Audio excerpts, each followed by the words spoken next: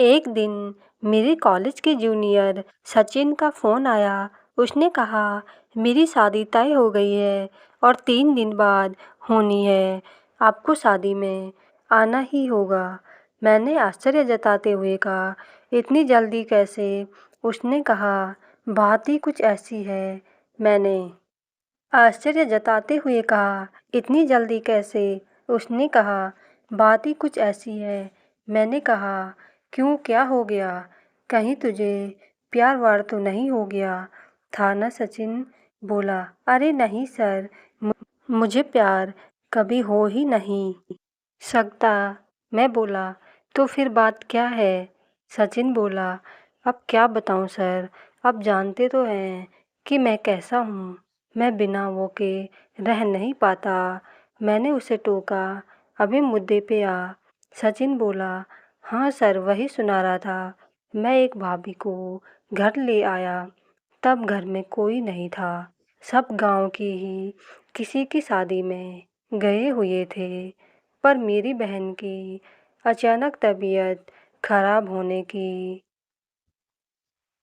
वजह से सब जल्दी वापस आ गए और घर वालों ने मुझे गांव के ही उस भाभी के साथ घर में ही रंगे हाथों पकड़ लिया।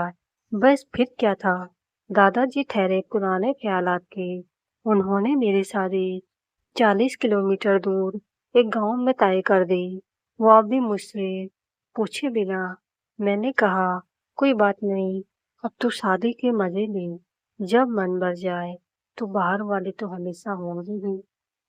तब सचिन बोला, नहीं सर, अब शादी के बाद सब बंद। मैं बोला, वो क्यों? तेरी होने वाली बीवी इतनी अच्छी दिखती है क्या? नीरज, पता नहीं सर, मैंने तो उसे आज तक देखा नहीं। बस मुझे तो उसका नाम सुमन बताया गया है और ये बताया कि उसने अभी अभी 12वीं पास किया है। मैं बोला, ऐसा क्यों? उसने कहा, हमारे यहाँ शादी से पहले लड़का लड़की की नहीं मिलते हैं। शादी घर वाले तय करते हैं। ऊपर से इतनी जल्दी सब कुछ हुआ कि मुझे चुपके से भी जाकर देखने का मौका नहीं मिला। अब चूंकि मैं कांड भी ऐसा कर बैठा था कि कहीं जाने का सवाल ही नहीं उठता था। अब तो घर में हमेशा ही मुझ पर सख्त पहरा लगा रहता था कि कहीं भाग न जाऊं। कुछ देर तक सचिन अपना दुखड़ा रोता रहा और हम दोनों इधर उधर की बातें करते रहे। फिर मैं शादी से एक दिन पहले उसके गांव पहुंच गया। उस दिन हल्दी की रस्म थी। सचिन ने मुझे सभी रिश्तेदारों से मिलवाया। उसका परिवार बहुत बड़ा था। फिर सचिन मुझे अपने कमरे में ले गया और मेरा सामान उधर ही रखवा दिया। मैं नहा धोकर हल्दी की रस्म के लिए तैयार हो गया। मैं उस दिन खूब नाचा। सबकी नज़र बस मुझ पर ही थी। सब जान गए थे कि ये सचिन का दोस्त है, तो अपने को तो पूरा भाव मिल रहा था। नाचते नाचते रात हो गई तो सब काफ़ी थक गए थे। मैंने मुंह हाथ धोकर खाना खाया और उस रात को सचिन के ही कमरे में आ गया। उससे कॉलेज के पुराने दिनों की बातें करते करते कब सो गया पता ही नहीं चला। अगली सुबह मेरी नींद देर से टूटी। सब तैयार हो गए थे। मैं भी झटपट तैयार हो गया। फिर सब बारात के लिए निकल गए। लगभग 1.5 घंटे में हम सब लड़की के घर पहुंच गए। वहां पर सबका खूब स्वागत हुआ। अब शादी के लिए सचिन और उसकी दुल्हन दोनों मंडप में बैठे थे।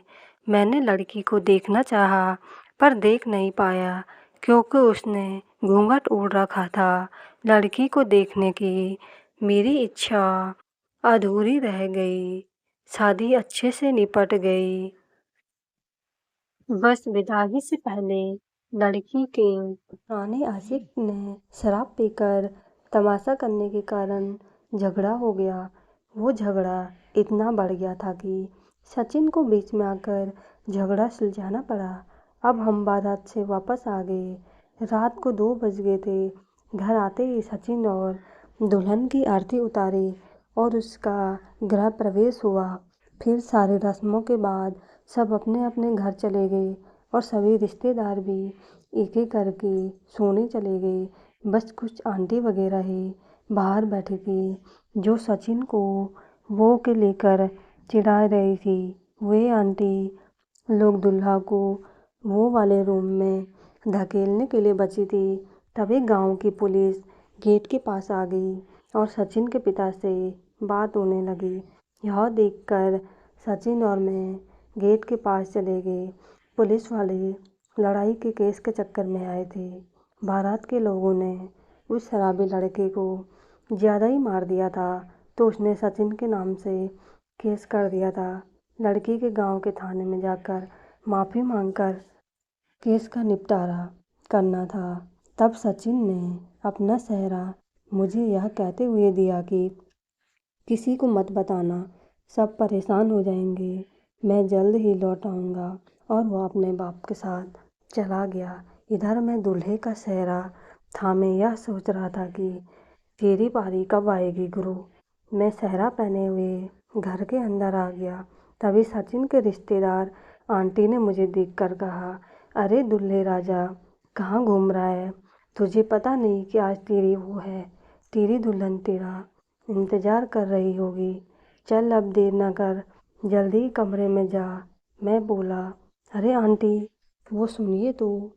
मैं बस ना ही कह पाया कि आंटी ने बिना कुछ सुने मुझे सचिन के कमरे में धकेल दिया। मेरे अंदर जाते ही मैंने देखा कि नीरज की दुल्हन खिड़की के पास खड़ी थी और चांद को देखे जा रही थी। खिड़की से चांद की हल्की रोशनी आ रही थी। उसने चुनरी नहीं ओढ़ी हुई थी, उसके बाल खुले हुए थे। खिड़की से हल्की हल्की हवा अंदर आ रही थी जिसके कारण उसके लंबे बाल हवा में उड़ रहे थे। वह जैसे अपने पिया का इंतज़ार कर रही थी। मैंने अपने कदम उसकी तरफ बढ़ाए। मेरी आहट से वह तुरंत ही मेरी ओर मुड़ और झट से जाकर बेड पर बैठ गई। उसने चुनरी ओढ़ी ली। इतनी सुंदर दुल्हन मैंने आज तक नहीं देखी थी। यह सब देखकर मेरी तो नीयत ही खराब हो गई। सचिन की आज वो थी पर वो यहाँ नहीं था। सचिन 2 घंटे से पहले नहीं आने वाले था। चूँकि रात के 2 बज चुके थे तो सचिन के आते आते सुबह हो जाने वाली थी। मैं दुल्हन की वो खराब नहीं करना चाहता था। मैंने मौके का फ़ायदा उठाना ही ठीक समझा। वैसे भी दुल्हन ने तो सचिन को देखा नहीं था और जब उसकी आंटी ही नहीं पहचानी तो ये क्या पहचानती। पर डर इस बात का था कि कहीं पहचान गई तो मेरी तो खटिया खड़ी हो जाएगी। मैंने खिड़की बंद की। अब बहुत कम ही रोशनी अंदर आ रही थी। मैं सेहरा खोलकर दुल्हन के पास बैठ गया। मैंने उसके सर से चुनरी हटाई। उसने सर झुकाया हुआ था। फिर मैंने उसके हाथ अपने हाथ में ले लिए। उसने कुछ नहीं कहा। मैंने मन में कहा कि चलो अब काम बन गया क्योंकि दुल्हन ने नहीं पहचाना। फिर मैं आगे बढ़ा और उसके होंठों पर चुंबन ले लिया। आखिर उसे भी इस पल का कब से इंतज़ार रहा होगा। फिर मैंने आगे और पीछे से करीब 1 घंटे तक वो किया। कमरे में अभी लाइट कम थी। फिर वो सब के बाद जैसे ही सुमन सो गई, मैं उठा और बेडशीट लेकर कमरे से बाहर आ गया। मैंने अपने कमरे में आकर बेडशीट को अपने बैग में यादगार के लिए रख लिया। अब मैं छत में जाकर टहलने लगा। कुछ देर बाद सचिन अपने पापा के साथ वापस आया।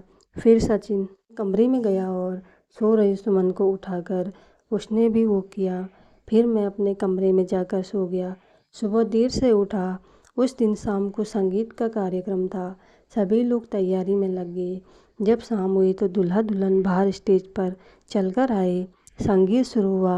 सुमन कहीं खोई हुई थी। शायद उसको पता चल गया था कि कल रात को क्या हुआ था।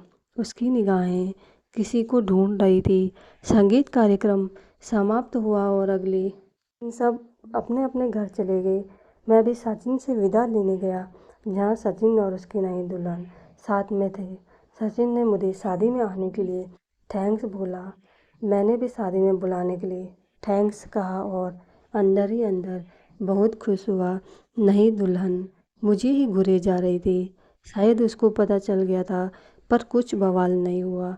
तो मैं समझ गया कि सुमन ने किसी को कुछ नहीं बताया।